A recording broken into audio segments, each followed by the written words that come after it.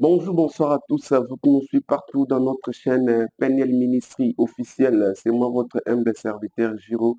Autrement dit, je laisse mon soko, ma congila. Merci à tout le monde. Vous a branché, scotché, Nathan Alelo. Kolanda, les temps de Dieu, Alelo, Nzambi, Abambola, Takina, Pesse, Mabota, Nabisu Nyuso. C'est pour cela, ce matin, Dieu est bon, Dieu est amour, à permettre un gagnant la muka. Mon collègue, ce n'est pas ça, et bien, tout le monde a commis les lotis. Nzambe wana asilinginga na yo, tout comme Alelo. C'est pour cela kokumisa ye kosanzola ye koadore ye na oyo esengeli. C'est pour cela na ntongo ya lelo toparticipe ensemble na kati enseignement et prière na biso oyo nzambe alobelaka paster Gisèle la ficherie de l'éternel, la prophétesse oyo chaque jour nzambe inspiraka ye alobelaka ye aya kolesa biso bilei mikolo nyonso mpo tozwa kimia tozwa lobiko à travers bamessage to mpe enseignement na ye mpe prière na ye oyo et Kamamaka Awa, na katia émission On le temps de Dieu. Merci à tout le monde, vous a branché scotché. Nathan Alelo, en tout cas, Nzamba Pamoula Bino, à fond la porte, attaquer mes personnes.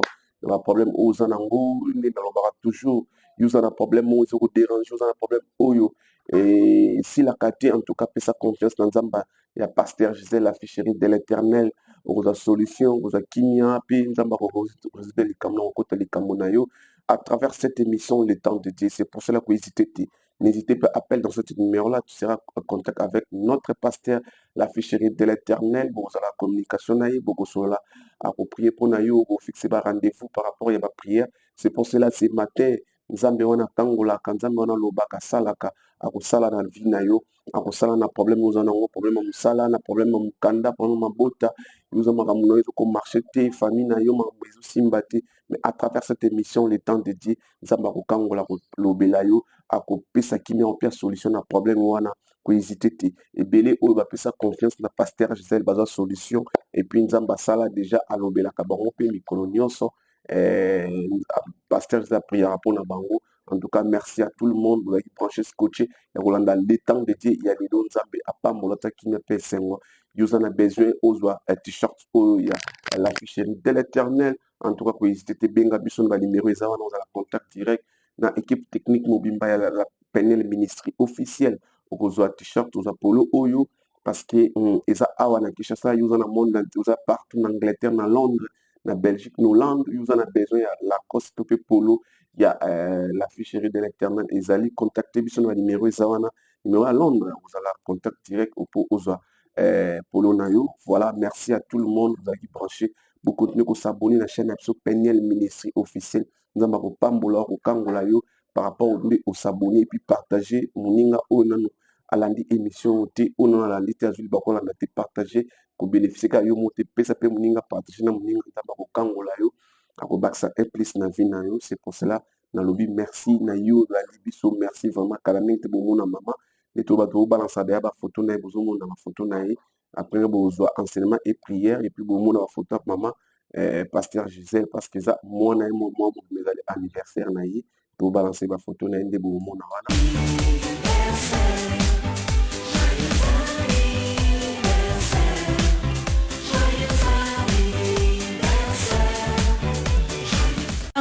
ya kochange bizaleli comportement hypocrisie mayela kolekela bato mayela kiyanke ya kolekela bato mayele rize ne seigneur ainsi par l'éternel nzamba uti oloba apesa yo mayele mais olekela ye mpona esprit rize oremercia ye ata mokolo moko te mais mayele wana ozwaka ngo ntongo saint esprit aza koenseigne na kati etonga c'est-à-dire que olekelaka nkolo.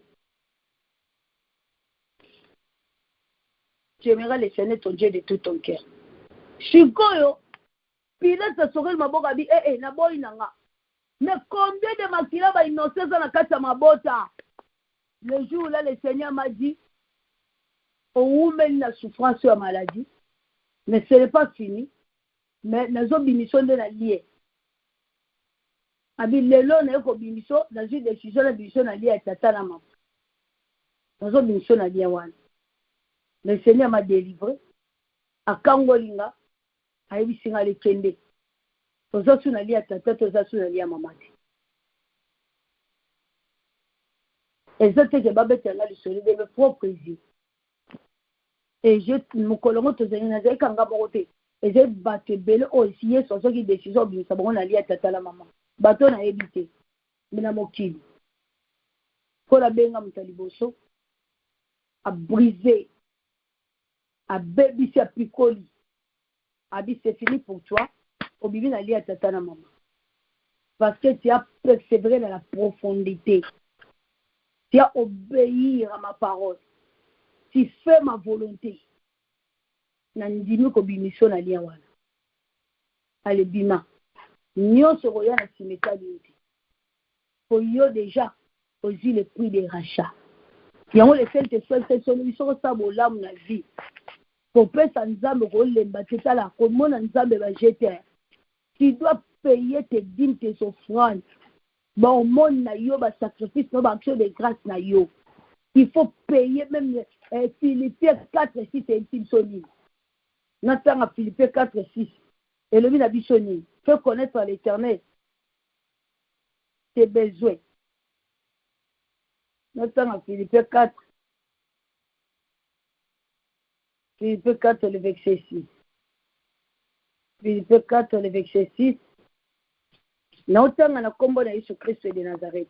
Ne vous inquiétez de rien, mais en toute chose, faites connaître vos besoins à Dieu par des prières et des supplications avec des actions de grâce. Amen. Pour la bâtir bien avec les actions de grâce. Et la paix de Dieu qui surpasse toute intelligence gardera vos cœurs et vos pensées à Jésus-Christ. C'est-à-dire celui qui ne se soumet pas à Dieu, Azal va penser à l'idole. Azal va penser satanique démoniaque, tu aimeras le Seigneur ton Dieu de tout ton cœur. Ce qu'on fait, le gouverneur peut-être sur une maboka, boy de makila ba innocent na vinay.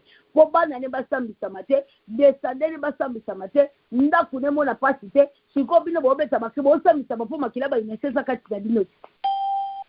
Bozana makila ba innocent na libota na binoti. Bolingi bo mona bola mundeni. C'est pour qu'on reconnaisse qu'il faut que nous aimons le Seigneur, notre Dieu, de tous nos cœurs. On doit aimer le Seigneur de tous nos cœurs. Il faut que l'ingaye motema so mobimba. Bozana makila ba innocent na libota na bino. Bolingi nini? Bolingi nzamba salani. Parce que vous avez le sang des innocents na mabota na bino. Makila ba innocent zo ganga kuna. Libota babima na pasi. Babele bagobika. Solution batu bagozwa. Batu bagozwa kimia. Baponga malamu kozala. Kaba ndoto mabeti. Vino bwana Jezabel. Ennemi ya nzambe. Satan mo malakati ya libota. Boni makambe simba ndeni. Ye moko rojo zo mela bino. Et rojo zo détruit bino. Mais toi ennemi zo beba pona ye. Parce que yazali force combattre bola munyos. Bisina yazali bola moko reniete. On se confiera na nani. Nani ngo betela ke lisola vina. Nani ngo tambola na ye. Ozota mwana elbal. Voilà problème c'est ozota mwana Satan. Tu aimeras le Seigneur ton Dieu de tout ton cœur. Bato balobi, peuple babi, nous voulons que le sang de cet innocent tombe sur nous et sur nos enfants, nous serons guéris. L'homme qui n'a pas commis les péchés. Maintenant qu'on implorer le sang de Jésus. Posons sur ma délivrance, c'est ma G. Ma communion sur Saint-Esprit, c'est là. Ils ont ma cambo qu'on a tamisé en anda kwa libal. Qu'on la bibi c'est quand la vie à famille. Qu'on la tangi c'est ordonnance à famille. Maladie est à l'origine na yo. Tu payeras. Parce que pour na yonde on a ndimi na briser loi oyo. Combien des innocents ils ont tué pour ba tomber la maladie wana nyoko la kabatu bongo. Quel niveau de sacrifice? Mutu faut comme le roi monstre. Nazo bomba totem wana. Parce que ce n'est pas le moment de parler de ce totem. Nao bomba. Totem moko ma be ko sakanate. C'est un moment témoignage kokoka. Ya koloba nyonso parce que reçoit temps.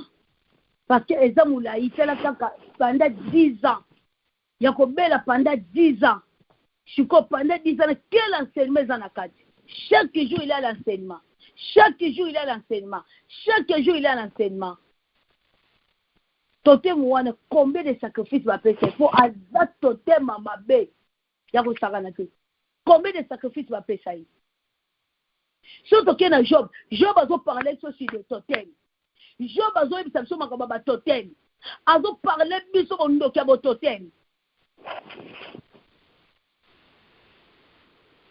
on kola yebisi bacamarade ya Job bino na mabe bosali fo boprésenter offrande de sacrifice mais bino te bato bosala ngo bokepe songo pa Job pona limbisa bino il faut bosala offrande de sacrifice yoka ainsi dit l'Éternel nzamba alobi sikotala ba mabe osala komona ngo normal yo lekeli nzambe ovai noza à l'aise po mayelo lekeli wana eza mayele ya Jézabel mayele risé mayele malice sikoyo nzambe azolisa bacamarade de Job quand vous avez péché contre moi esengeli na bino boprésente bofrande de sacrifice alors bokozwa bofrande oyo bokende yango pa Job adetaye bango biloko bango mpo basala basomba bazala nango bakende yango pa Job ntango Job akosala sacrifice c'est par là ke nga ntongo na kozwa sacrifice offrande wana nde na kolimbisa bino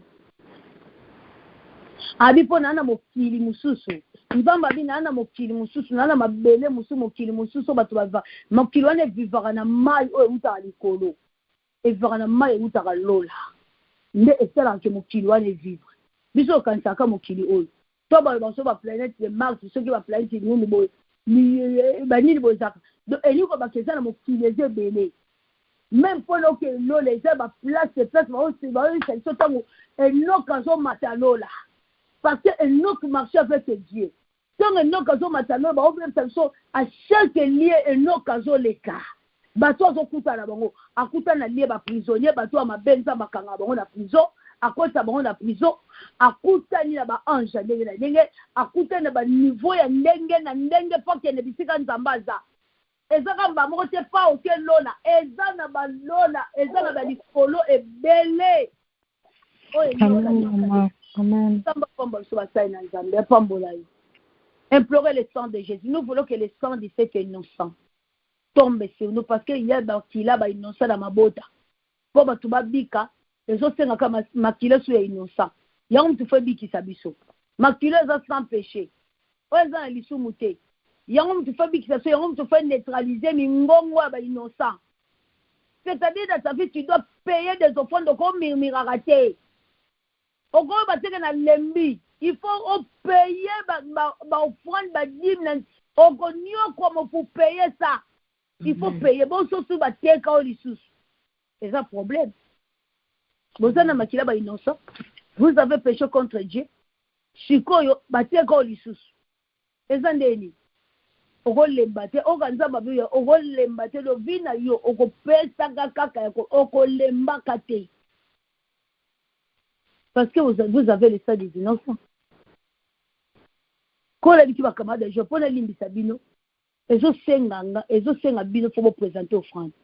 Mais bino to bato na droit ya kosala sacrifice offrande wana eza Job. So Job asali nga na yambi yango nde motema na nge titi na limbi sibino. Tiko to timemi contre l'offrande. Omima contre offrande pour mbongo neza mbongo moyeke. Yo po pesa mbongo mimona ka muta mbongo na mbongo makila bondoki. Ennemi ya nzambe. So balobi soki Saint-Esprit te vérité contre yo sepelite lolendo opesa te. Olingi po Saint-Esprit te na part na yo sepelisa o popesa nzambe. Pona nini po zali représenter ozali diable indirect. Mbongo na zali mbongo lolendo mbongo akodia. Yango no sala ngo lolendo po za mbongo nzambe te. Eza mbongo mtozo ngona voix normale te. Ezali mbongo moyeke. Mbongo ya mpuku azokoma nyoka azosanza mbongo kuna azonyokola bavie bato azobenda bato mbongo azonyokola bavie ya bato mutu moko anyoka bipanda 5 ans na souffrance na finance na ye azomela biloko nyonso azosama na libota o mutu akosala valeur ye azomela nyonso azobela basante ya bato mpo moto bakonfie nzungu azwa mbongo. Tu aimeras le Seigneur ton Dieu de tout ton cœur. Si mon zoba ni kimia za côté ni. Kimia za te. Est-ce que makila innocent. Et il y a peu kango. Et il y a peu bikisa. Si comme makila innocent, tu dois aimer la personne de tout ton cœur. Yango kola bi ba kilo boza longo bozo peser ba kilo ebele. Ba kilo les abominations. Abomination pour muto na vie na yaza na kisi na nzoto. Azala bondoki bakoko na ye bakoko nyonso enda kwa tata na ye bango batu bazana nzoto na ye batu nyonso banganga nyonso bakonsulta bango batu bana ndako na nzoto yango tongo lobi na likamno ko simba te makamno ko simba te. Ne blaguez pas na obo kota na mozindo po eze kolonga na leki na obo ya kokena ba précision makasi na obo ya kokena ba démonstration makasi. Parce que ce n'est pas le moment. En termes de communication, en termes de diable. Nous sommes sur Simbate. Tout projet a monté au Simbate. Mambi Fuji. Amona Mambabatu. Abundisa ngomba bonga monya bundisi. Ko bundisa na bana mikia zo mona deje to la bana zo bundisa. Mutu akenda bisika nyonso Jezabel bisika nyonso bali baboma mutu ya yeko kota wana yeko pe ko secourir batu wana bali ba nyoko la batu ya skoti mbango akeko secourir batu wana parce que ya zali diable. Bando bela makila na Yesu, nous voulons que le sang de cet innocent tombe sur nous et sur nos enfants et nous serons guéris. Implorez le sang de Jésus. Tozo sukela wana implorez le sang de Jésus. Bando bela makila na Yesu. Bela makila na Yesu la bomo ina yo. Bela makila na Yesu la ndako na yo. Bela makila na Yesu la via bana na yo. Ko blague na mamba famille te. Biso ba o école kola le kisi biso ba o tozali preuve. Kola zolo ba avec preuve avec précision. Le Seigneur te montre la totem de la famille. Ba o tsali sonenge ni totem wana nya kutaka ndenge ni na afina ndenge ni na panzaka. Ndenge ni dévoraka.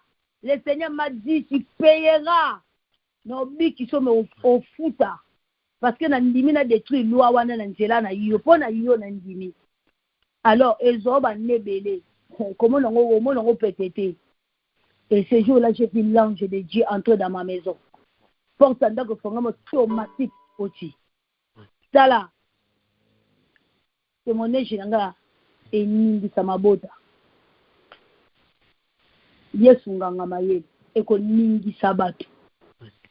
Ne blaguez pas avec lui. Ko blaguer na moto bozane na kati ya libota te. Ko sala semblait makabo vivre na kati ya libota te. Elle baille à bota na Jezabel. Il est plein de Jezabel na kati ya mabota.